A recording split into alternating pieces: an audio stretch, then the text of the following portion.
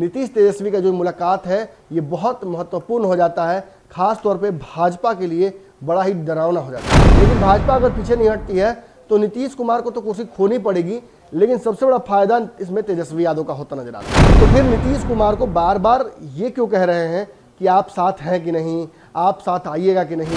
ऐसा इसलिए भी नहीं है क्योंकि नीतीश और तेजस्वी दोनों की महत्वाकांक्षाएं एक ही हैं, कुर्सी एक ही सीएम की है और दोनों को इस कुर्सी से कॉम्प्रोमाइज नहीं करना है। नीतीश कुमार तेजस्वी यादव के साथ जाएंगे कि नहीं जाएंगे, ये बात नीतीश कुमार ने अपनी तरफ से स्पष्ट कर दिया है कि वो किसी भी तरीके से तेजस्वी यादव के साथ जाने के लिए तैयार नहीं है।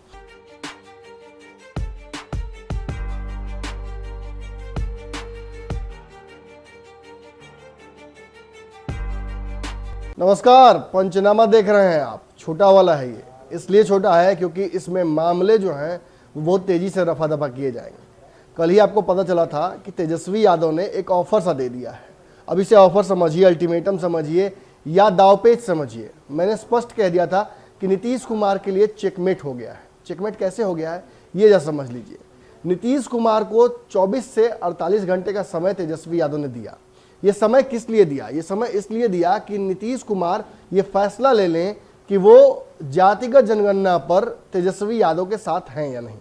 देखिए, ये तो तेजस्वी यादव ने कहा, लेकिन आपको ये अच्छे से पता है कि बिहार में जातिगत जनगणना को लेकर नीतीश कुमार बहुत पहले ही फैसला ले चुके हैं। उन्होंने स्पष्ट कर दिया है कि बिहार में जातिगत जनगणना वो करा कर रहेंगे।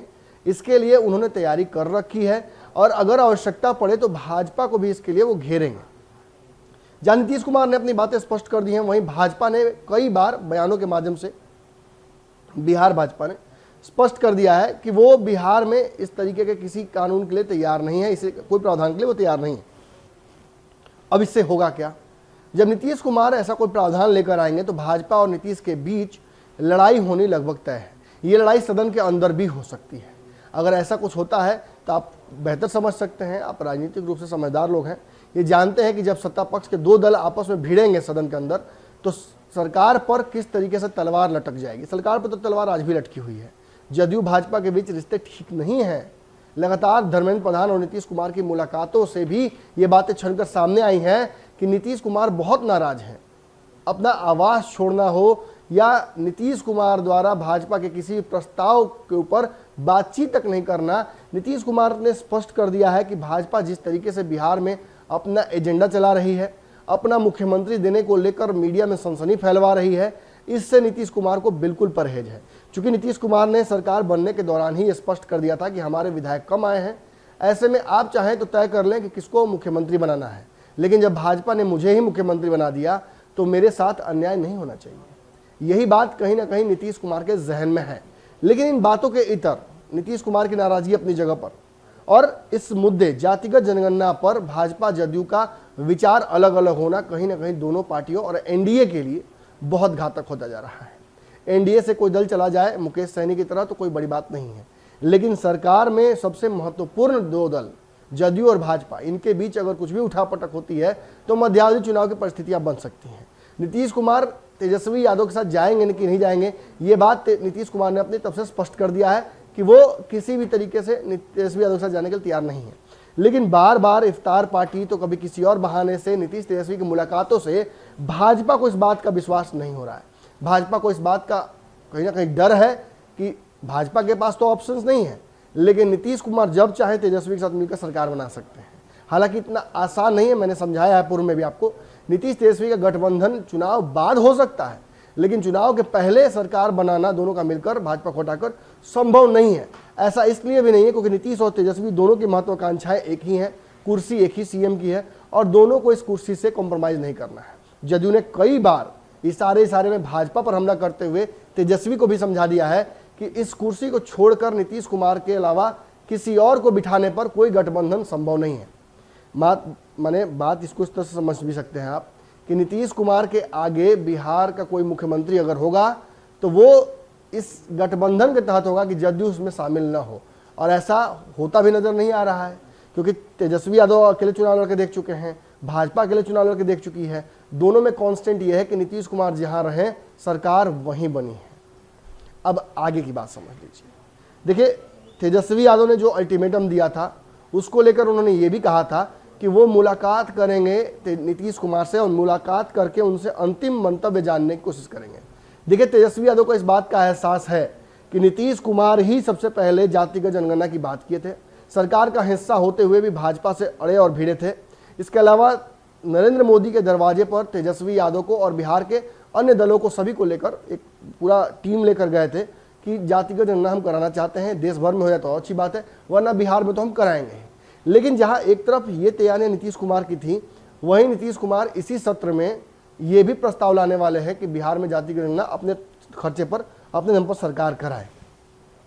जब ये सारी बात तेजस्वी यादव जानते हैं तो फिर नीतीश कुमार को बार बार ये क्यों कह रहे हैं कि आप साथ हैं कि नहीं, आप साथ आइएगा कि नहीं, क्या आप भाजपा से लड़ने की हिम्मत आपके पास है कि नहीं, क्योंकि ये सारी बातें तो नीतीश कुमार ने पहले ही स्पष्ट कर दी हैं। देखिए, तेजस्वी यादव का मकसद इसमें यही है, वो चाहते हैं कि नीतीश कुमार को घेरा जाए। वो चाहते हैं कि जो फैसला नीतीश कुमार सदन के अंदर लेंगे उस पर पहले से ही इतना दबाव बन जाए कि वो पीछे नहीं हटे। भाजपा अगर पीछे हटती है तो नीतीश कुमार की सीधी जीत है, तेजस्वी की भी बड़ी जीत है। लेकिन भाजपा अगर पीछे नहीं हटती है तो नीतीश कुमार को तो कुर्सी खोनी पड़ेगी, लेकिन सबसे बड़ा फायदा इसमें तेजस्वी यादव का होता नजर आ रहा है।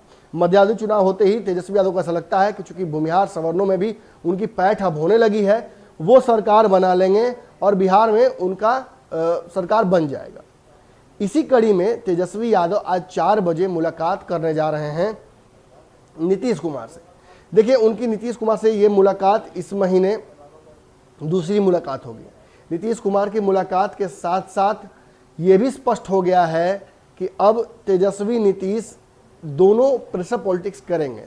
जहां तेजस्वी नीतीश पर दबाव बना रहे हैं कि वो भाजपा से लड़े या भाजपा से अलग हो जाए, वहीं नीतीश तेजस्वी के माध्यम से भाजपा पर दबाव बना रहे हैं कि हमारे पास ऑप्शंस हैं, आप मुझे सेट करने की कोशिश ना करें, आप जदयू के खिलाफ कोई रणनीति बनाने की कोशिश ना करें, आप नीतीश कुमार को हटाकर किसी और को मुख्यमंत्री बनाने की चेष्टा और सपना न देखें।